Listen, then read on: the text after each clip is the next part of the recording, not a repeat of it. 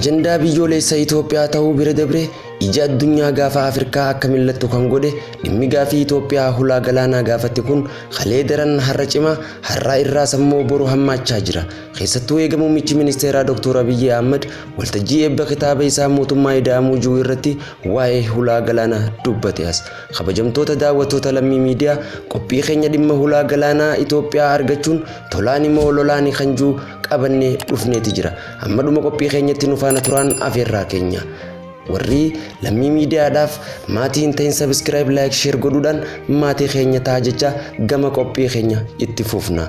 Lammiin Itoophiyaa ta'ee kan waa'ee hulaa galaana diimaa hin dubbannee fi dubbachuu sodaatu nama dadhabaadha jee muummichi ministeeraa Dr. Abiy Ahmed. Sanbooda lammiileen Itoophiyaa hundi dhimma hulaa galaana Itoophiyaa dhabuu ilaalchise galmeen seenaa waggaa 100 assaa qabte. Haga bara dargii kanatti Eertiraa fi Itoophiyaan qaama tokko ta'uun yeroo lallabamtu kaartaan Itoophiyaa mataa gubbaan fayyaa qabduu yaadatanii deega eega Eertiraan fottoqxeetiin booda qe'ee Itoophiyaa dhaaltees mil'atan. Sababa Itoophiyaan al ergii fi alaa galchuu meeshaalee daldalaa doolaara Jibuutii fi Soomaliyaaf kafaltuun qaala'insi jireenyaa galii lammiilee itti ol kutuun tasgabbii dhabuu keessoo siyaasaa mudachuun yaada xiinxaltoota siyaasa Itoophiyaa waliif galche tahee dhufe.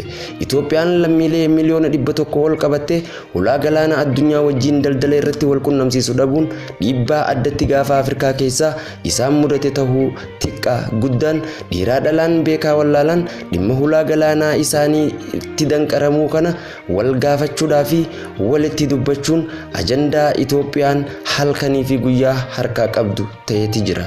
Hulaan galaana diimaa fi hulaan galaana hindii Itoophiyaa tajaajilaa kan turte hoggaa ta'u keessattuu hulaan galaana hindii bahaan godina Harargee bahaa jalaan walitti dhiyoo akka turee fi osoo Itoophiyaan raafama siyaasaa keessa jirtu humna waraana Soomalii sababa godhachuudhaan dhiibaminsi yaadannoo waggaa muraasaa fi kan dhimma hulaa galaanaa irraa dhiibamaa ture ta'uu mirkanaa'e. Muummichi ministeeraa Dr. Abiy Ahmed dhufanii waggaa muraasa rakkoo dinagdee Itoophiyaa furmaata waaraa fiduuf qorannoo yeroo godhu sababni isaa hulaa galaanaa dhabaaf Itoophiyaan kufaatii dinagdee isiin hin malle mudachuu bira gayan. Rakkinicha furuuf tarsimoo isaanii jalqabaa Soomalilaandii akka barbaachiftu mil'atan. Tarkaanfiin jalqabaa isaanii uggura addunyaan Soomalilaandii biyyummaa dhorkatteef tumsinaan balbala zeelaa barbaraadhaa fi bosooso saaquun mallaa akeeka jedhu ture. Qaama hawaasa Soomalilaandii wajjin hariiroon keessoo jalqabame. Ugaazonni Soomaliidhaa jajjaboon Soomaliyaadhaan dhiibaman michuu Abiy Ahmed ta'uu fi qophii xumuran. Sababa kanaanis mootiin Soomaliyaas Hassan Mahamud mufachuun marii Afrikaa kan Finfinnee irra seenuuf mormii dhageessisuu bira dabre osoo osiin seenin gama biyya isaaniitti gaafa deebi'an gamtaan Afrikaa dhimmicha akka ifatti dhagahu taasiseeti ture. Waldhabdeen gaafa Afrikaa keessatti ta'ee fi sababa kan ta'e muummichi ministeeraa Itoophiyaa Abiy Ahmed Soomalilaandii wajjin hariiroo isaa itti fufuun waliigaltee mallatteessan. Biyyoonni Arabaa fi Awurooppaa kan buufata markabaa galaana hindii irraa qaban kan akka Turkii yaaddawan. Ameerikaa wajjin ta'uunis jiddu seentummaan Erdogan jaarsummaan maqoo Istaanbulitti bayuun gaaddisa marsaa lamaatiin Soomaliyaadhaa fi Itoophiyaa jidduu ta'an. Haa ta'u malee murtiin Turkii san dhagayuuf kan jirjiran lammiileen Itoophiyaa dhimma hulaa galaana hindii kan Itoophiyaa banuuf yaaddeessuun shokomsaa dhabee achumaan hafe. Buufataalee galaana 3 ol irratti abbummaan kan labsate Soomaliyaan buufatoota kana ijaaruuf Ameerikaa wajjin waliigaltee koontiraataa mallatteessitee kan jirus ni dhagahame. Ajandaan hulaa galaana Itoophiyaan barbaaddu galaana diimaa tahaa dhufnaan Eertiraan qaawaa arkameen dura dhaabbannaa Itoophiyaa agarsiisuuf hulaa biyyoota ollaa fi gamtaa Arabaa kan isiin hin dhodhooyne hin jiru. Pirezidaantiin Eertiraa Isaayyaas Afwerqii Abdul Fattah al-Sisii kan atakaroon dhimma laga Mormor irratti olaantummaa qabu harkaa Itoophiyaan harkaa fudhatamte aare tumsa addunyaa godhachuuf sochii guddaa kan eegale. Mootiin Eertiraadhaa halkanii fi guyyaa shira Itoophiyaatti xaxuu itti fufe. Biyyoonni gamtaa Afrikaa fi addunyaa keessatti Itoophiyaan ilaalcha gaarii warri hin qabneef akka beekamuu fi akka hin beekamnetti Itoophiyaan hulaa galaana diimaa irraa akka ittifamtu mala marii godhuu itti fufan. Tooftaan fayyadaman keessaa tokko siyaasa keessoo Itoophiyaa jeequmsa itti fufsiisuudha. Daangaleen Itoophiyaa irratti kallattii maraan lola godhuu fi kanneen kana fakkaatan tarsimoo adawwii Itoophiyaa tahaa dhufe. Waa'ee beekamtii biyyummaa Soomalilaandii Israa'el kan kaaftee ilaalchisee addunyaan gaafa Afrikaa kana irratti ija deebisuun umrii dheereeffachaa yeroo jiru kanatti Itoophiyaan gaafa Afrikaa fi gamtaa Afrikaatiin hamatamaa jiraachuun dhaga'ame. Hamiin kunis Itoophiyaan Israa'el wajjin walii galuudhaan gaafa Afrikaa to'achuuf deemtii kan jiruudha ture. Biyyoonni baha jiddu galaa fi baha fagoo kan Israa'el gaafa Afrikaa dhufuun yaachise shakkii Itoophiyaa irraa qabaniin dhagaa siyaasaa dhoo'isaa Itoophiyaatti haramaayinis shakkii xinxaltoota siyaasaa Itoophiyaa ta'eeti jira.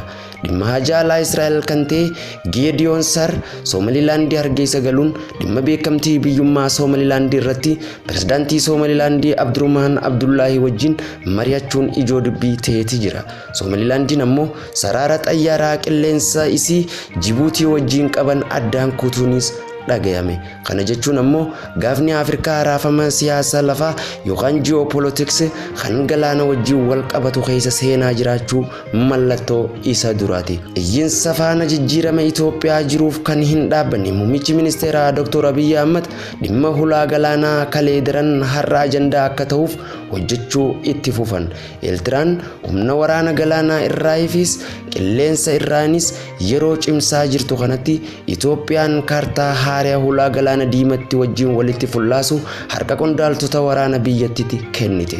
Kana jechuun ammoo Itoophiyaan hulaa galaana diimaa argachuuf kallattiin isiin deemaa jirtu yoo Eertiraan tolaan didde lolaan hulaa galaanaa firraa saaqnaa mallattoo juuf ragaa ta'uu ni danda'a jechuudhaan dubbatan xiinxaltoonni siyaasa. Eertiraan ammoo biyyoota ollaa Itoophiyaa kan taate Suudaan dhaquun marii godhuun dhagayame. Kunis eega Jeneraal Abdul Fattah al-Burhaan dhimma daangaa Itoophiyaa ilaalchisee akeekkachiisa Itoophiyaadhaaf kenne booda ta'uun isaa beekameeti jira. Erga Israa'el Soomalilaandiif beekamtii biyyummaa kennite kan dhimma san hin shokomsine Itoophiyaan karaa hooggantoota waraanaatiin dhaadannoo adda addaa Eertiraa dhageessisuu fi akeekkachiisuun itti fufaniiti jiran. Dhimma hulaa galaana diimaa wal qabate as dhiheenya kan haasaa godhan Jeneraal Tashoomaa Gammachuu Itoophiyaan kalee caalaa injifannoo hulaa galaana diimaa ni saaqna jechuun dhaadate. Ajajaan humna qilleensa Itoophiyaa Birgeeder Jeneraal Yilmaa Mardaasaa olaantummaa Itoophiyaa kabachiisuuf gahumsa olaanaa qabna. Gahumsa kanaan ammoo dantaa diinagdee biyyoolessaa kan ta'e hulaa galaana diimaa saaqu. Kana kan dubbate yeroo humni qilleensaa Itoophiyaa biyyoota akka Hindii, Arab Emireet, Raashiyaa fi kanneen kana fakkaatan wajjin Itoophiyaa irratti agarsiisa jeettiiwwan isaanii waloon agarsiisuuf qophii irra jiranitti. Haala deemaa jiru kanaan Itoophiyaan hulaa galaanaaf irraa banuun tolaan dhiyaatamoo lolaan kan jiru tilmaamuun nama rakkisu. Itoophiyaan hulaa galaana diimaa argachuuf karaa nagayaatiin Eertiraa wajjin akka mari'ataniif karaa dhimma haajaa alaa Itoophiyaa fi muummicha ministeeraa Itoophiyaatiin waamichi godhamus Eertiraan diigamiinsa waliigaltee Aljeersi sakatta'uun dogoggorri Itoophiyaa turuu dubbatan.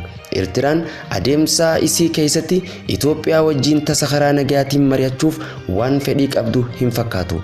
Waraanni Eertiraa karaa naannoo Affaariin siquun qubsuma tolfachuun kan dhagayame ta'us hanga ammaa waraanni Itoophiyaa gara daangaa Affaariin xurree hulaa galaana diimaa isaan geessu miilli qallaan irra ergamelleen tokkolleen akka hin jirre ni himama. Itoophiyaan dantaa biyyoolessaa isii kabajaa itti horuu irratti hiree isii qunnamuu sodaachuun rincicuun hulaa galaana Hindii irraa akka abdii kutanu godhuun yaadannoo ammaati. Dhimma hulaa galaana diimaa ammoo lammiilee Itoophiyaa waardiyaa ta'uun achi turan as dhiheenya miidiyaa biyyattii irratti miira roorrootiin ibsachaa kan turanii fi akkasuma humni waraanaatii fi ajajoonni waraanaa kanneen yeroo Eertiraadhaa fi Itoophiyaan osoo walitti hin bu'in dura naannawaa galaana Asabii fi galaana diimaa irratti waardiyaa turan toora miidiyaalee Itoophiyaatiin akkasumas toora miidiyaalee dhuunfaatii fi sabaahimaaleetiin yeroo ibsaa jiran kanatti humni waraana Itoophiyaa fi lammiileen Itoophiyaa kamuu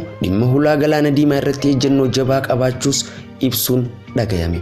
Mootummaan Itoophiyaa ammoo dantaa biyyoolessaa isii kana tolaan argachuun yeroo Eeltiraan duuda itti galte kanatti carraan lolaa dhihoo ta'utu mul'ata. Itoophiyaan dhimma hulaa galaana diimaa banachuuf yoo lola jalqabde hiree akkamtu isii eeggataa kan jiru qophii itti aanu keessatti qabannee dhufna. Kabajamtootaa fi daawwattoota Lammii Miidiyaa qophii keenya hulaa galaana Itoophiyaa lolaan immoo tolaan ijuu asirratti goolamna. Amma dhumatti nu faana turuu keessaniif galatoomaa liibana kan Lammii Miidiyaadhaaf maatiin ta'in like, subscribe, share godhuudhaan maatii keenya ta'an dhaamsa keenya horaa bulaa.